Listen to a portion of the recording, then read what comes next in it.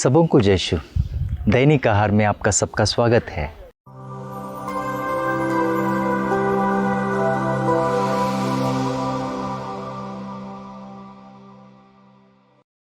मेरे मित्रों, आज का सुसमाचार मार्कुस अध्याय 12 पद संख्या 28 से 34 तक लिया गया है।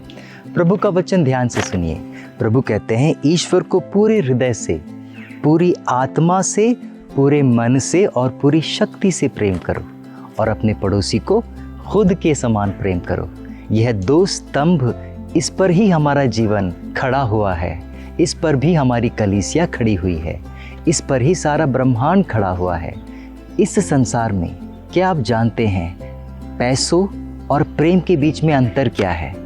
पैसा जो होता है, जितना ज़्यादा खर्च किया जाए उतना घटता जाता है, लेकिन जो प्रेम है, जितना ज़्यादा हम खर्च करते हैं, जितना ज़्यादा हम बरसाते हैं दूसरों पर, जितना ज़्यादा हम फैलाते हैं, उतना ज़्यादा बढ़ता जाता है। मेरे मित्रों, मेरे प्यारे भाइयों और बहनों, पिछले साल मुझे तीर्थ स्थान जाने का अवसर मिला, यरूशलेम जाने का अवसर मिला। कभी कभी हमारे जीवन में प्रकृति भी बेहद ही खूबसूरत पाठ सिखा जाती है और यही प्रकृति का पाठ हमने वहाँ देखा भी और सीखा भी। उसी पाठ को मैं बताना चाहता हूँ। आप जानते हैं गलीलिया का समंदर है यरूशलेम में। गलीलिया के समंदर के थोड़े आगे मृत सागर है। जानते हैं इन दोनों समंदर को बीच से कौन सी नदी जोड़ती है? यह नदी है यरदन नदी, जहाँ पर प्रभु यीशु ने बपतिस्मा लिया था। लेकिन इस नदी की खूबसूरती यही है कि जो गलीलिया का समंदर है वो यरदन नदी से पानी ग्रहण करता है। पानी ग्रहण करके एक तरफ से ग्रहण करता है तो दूसरी तरफ से छोड़ता जाता है। और यही कारण है कि वह स्थान इतना सुंदर है, हरियालियों से भरा है। हर प्रकार के वनस्पतियाँ, हर प्रकार के जीव जंतु, हर प्रकार के बाग बगीचे वहाँ पाए जाते हैं और यहाँ तक कि समंदर भी मछलियों से भरा हुआ है। मेरे मित्रों, लेकिन बिल्कुल यही दृश्य दूसरे स्थान पर देखने को नहीं मिलता। गलीलिया का समंदर पानी ग्रहण करके छोड़ता है, लेकिन यह छोड़ा हुआ जल मृत सागर में जाता है। अब मृत सागर क्या करता है? मृत सागर इसी जल को ग्रहण करता है, लेकिन कहीं छोड़ता नहीं। वो मात्र ग्रहण करता है, ग्रहण करता है और ग्रहण करता है। यही कारण है कि वो मृत हो चुका है, मर चुका है।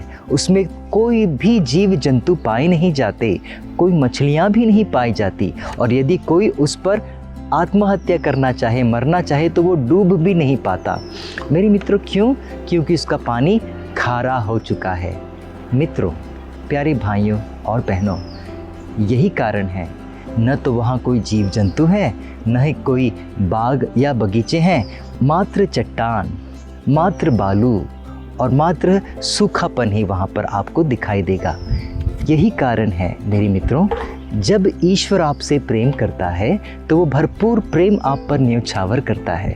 लेकिन यह प्रेम आपके जीवन तक ही सीमित न रहे, बल्कि औरों को भी मिले, आपके द्वारा औरों को भी मिले। लेकिन यदि यह औरों तक न पहुँचे तो यह आपके जीवन में मृत हो जाएगा, ख़त्म हो जाएगा। जितना ज़्यादा आप खर्च करोगे उतना ज़्यादा प्रेम आपके जीवन में बढ़ेगा। इसके अलावा एक सुंदर से वचन ध्यान से सुनिए। संत पेतरुस का पहला पत्र अध्याय 4 पद संख्या 8 में प्रभु क्या कहते हैं? प्रभु कहते हैं, एक दूसरे से प्रेम करो, क्योंकि प्रेम ही असंख्य पापों को ढांक देता है। मेरे मित्रों, प्रेम से सुंदर और कुछ चीज़ हो ही नहीं सकती।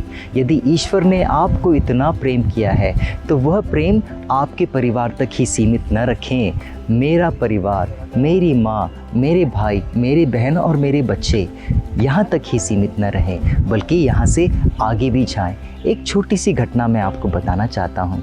जब मैं आसाम में था तो हमारे पल्लीवासी में से एक व्यक्ति बेहद बीमार हो गया, तो उसे अस्पताल में भर्ती किया गया। वह जगह इतनी गरीब है, इतना पिछड़ा है कि वहाँ अस्पताल में भी इलाज ठीक से नहीं हो पाता और कोई दूसरा अस्पताल है ही नहीं। हम जब उसे वहाँ देखने गए, हम करीब 5-6 व्यक्ति थे वहाँ। उस व्यक्ति को देखने के लिए हम अस्पताल गए कि हमने देखा कि अस्पताल की सीढ़ियों पर एक महिला लेटी है जो आधी जल चुकी है। लोगों ने कहा कि यह महिला 3 दिन से यहाँ पड़ी है, लेकिन अस्पताल का कोई कर्मचारी उस पर ध्यान नहीं दे रहा, अस्पताल का कोई डॉक्टर उसका इलाज नहीं कर रहा, क्योंकि बदबू से भरी हुई है और 3 दिनों से वो पानी पानी कह रही है। किसी की इतनी हिम्मत भी नहीं कि उस पानी की बोतल को उसके मुंह में डाल दें, बल्कि लोगों ने पानी का बोतल भर के उसके नज़दीक रख दिया था। उस मरीज़ को देखने अस्पताल में प्रवेश किया हमने और उसे देखकर हम लौट कर आए। मैं भूखा था तो मैं मेज़ पर बैठकर भोजन करने लगा, लेकिन मेरा मन भोजन में नहीं लग रहा था। मैं बार बार उस महिला के बारे में सोच रहा था कि मेरे मन में एक कल्पना आई, मेरे मन में एक विचार आया और मैंने सोचा कि क्या होता यदि मेरे घर का कोई सदस्य, मेरी बहन या मेरा भाई के साथ भी कुछ ऐसा ही हो जाता और वो अस्पताल के बाहर पड़ा रहता, 3 दिनों तक पड़ा रहता, तो मुझ पर क्या बीतती। तो मैंने सोचा कि मैं तो ऐसा आराम से बिल्कुल भी नहीं बैठ पाता, मैं तो तुरंत खड़ा होकर दौड़ के अपने भाई या अपनी बहन की मदद करता। मेरे मित्रों, यही कारण है, यही दुखद बात है। भला मुझे उस महिला की मदद करने के लिए कल्पना करने की क्या ज़रूरत पड़ी, यह सोचने की क्या ज़रूरत पड़ी कि मेरी बहन होती या मेरा भाई होता।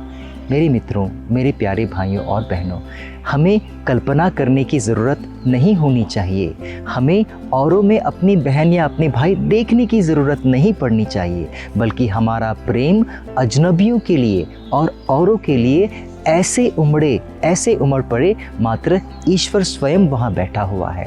यही कारण है, किसी संत ने बिल्कुल सही कहा। उसने कहा कि तुम जो प्रभु की आराधना करते हो, जो मंजूषा में बैठा है गिरजाघर में, बाहर जाकर भी देखो, वही ईश्वर सड़क के किनारे बैठा हुआ है। तुम उसी ईश्वर को पहचानने के लिए जाओ। मेरे मित्रों, यह बिल्कुल ही सही बात है। प्रभु मंदिर में या गिरजाघरों में ही नहीं विराजमान है, वो बाहर भी है। और इसीलिए अपने प्रेम को गिरजाघर में ही न प्रदर्शित करो, बाहर जाकर अजनबियों के लिए भी प्रदर्शित करना सीखें। यही क्रिस्तीय विश्वास है, यही ईश्वर का प्रेम है। सबों को जय यीशु।